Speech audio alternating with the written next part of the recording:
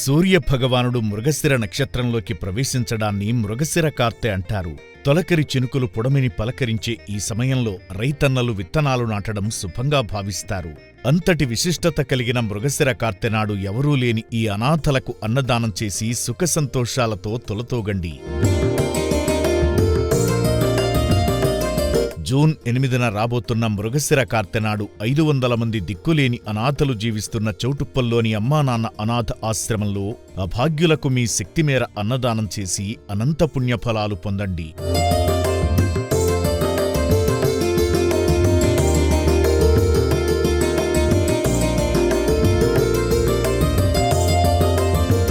వారి నిత్యాన్నదానంలో భాగంగా బియ్యం, నూనె, పప్పు, కూరగాయలు వంటి కిరాణా నిత్యవసర వస్తువులను వితరణ చేసి అభాగ్యుల ఆశీస్సులతో ఆయురారోగ్యాలతో జీవించండి.